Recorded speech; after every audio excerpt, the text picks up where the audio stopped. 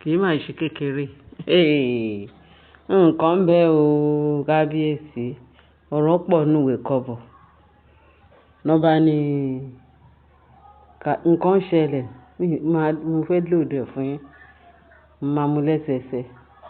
Ẹ mọ̀ wípé ṣe ni torí mo ti gbọ́rọ̀ ẹ̀, mo ní irú ọ̀rọ̀ rádaràda o. Kí ló wá ń ṣe Naomi báyìí? Kí ni nǹkan tí a tún fẹ́ sọ nínú ọ̀rọ̀ nǹkan tó ṣe? Ṣé oògùn náà fi sẹ́nu ni?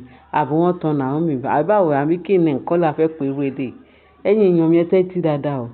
Kẹ bá mi dá sọ́rọ̀ yìí o. Nǹkan tá a gbọ́ ni, a ní irú ọ̀rọ̀ rádaràda wo ló tún ṣẹlẹ̀ ní íńtánẹ́ẹ̀tì. Naomi wọ́n sọ fún mi, wọ́n ní kì í máa ṣe kékeré. Ṣẹ́gun wípé tí Gábíyèsí sọ pé Naomi gbọ́dọ̀ lọ s'Ákúrẹ́ nígbà tó dé láti ibi táwọn kidnapper gbé tán ti gbé padà ní from kidnapping. Ẹ jọ̀ọ́ nítorí Ọlọ́run, báwo ló ṣe ń sọ? Ẹ má bínú, bí mo bá ṣe sọ ni kí ẹ bá mi gbà.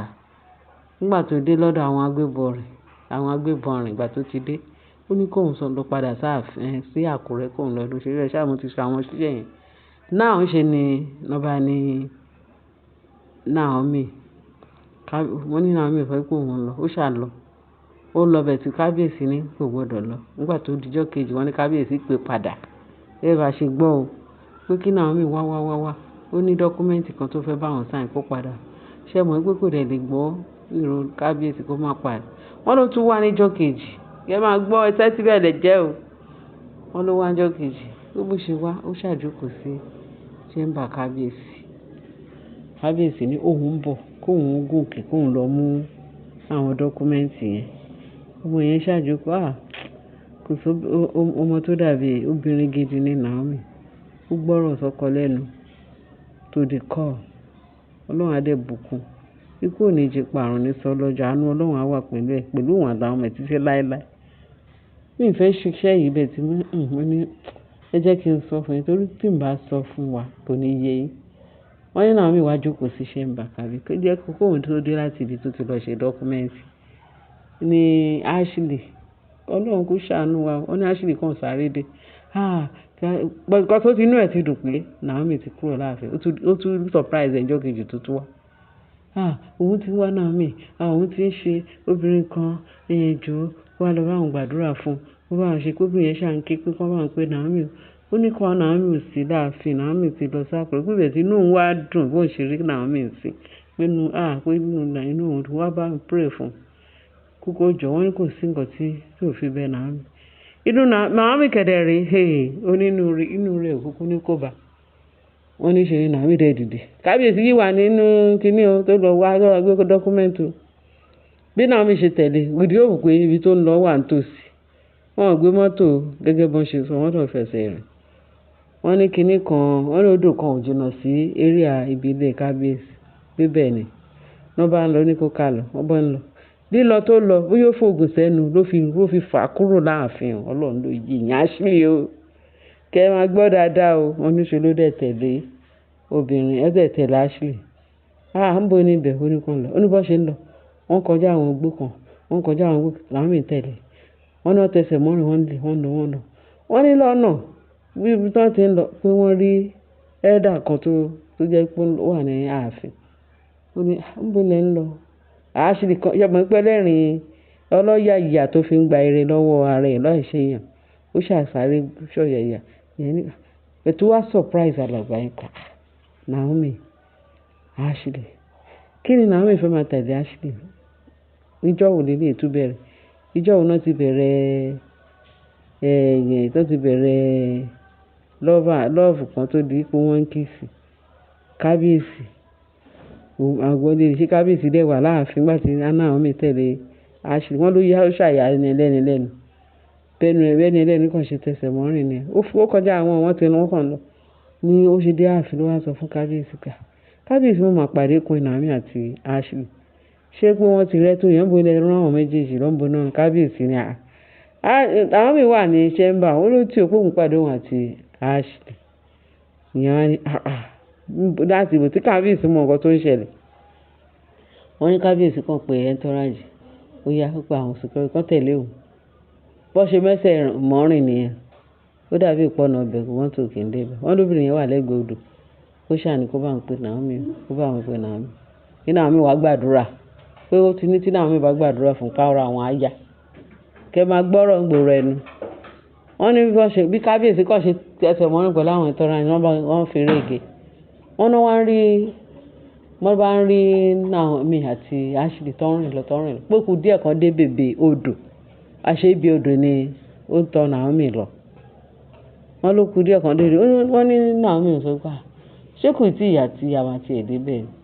Kí ló dé tí kíní ìwà rí báyìí? Ó yẹ kí àwọn ti débẹ̀. Wọ́n ní Naomi o, wọ́n ní nǹkan tó ń sọ nìyẹn o.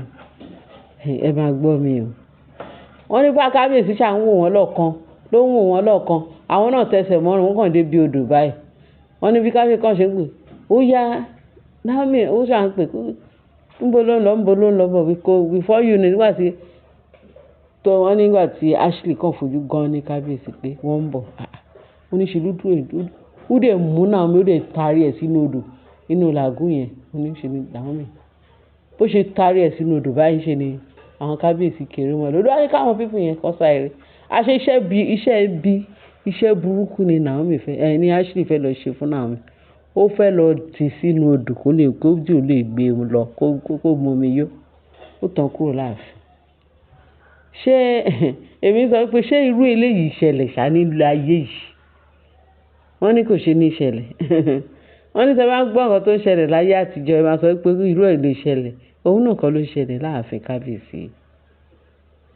Òun náà kọ́ lẹ̀ ń wò yìí. Wọ́n ní bí kábíyèsí ní kan báwọn Ọlọ́run ló ní kí kábíyèsí kó àwọn bọ́ìsì. Ẹsẹ̀ wọn yá ju ti kábíyèsí, wọ́n kàn ṣe bẹ́ sódò nìyẹn. Wọ́n lọ gbé Naomi jáde.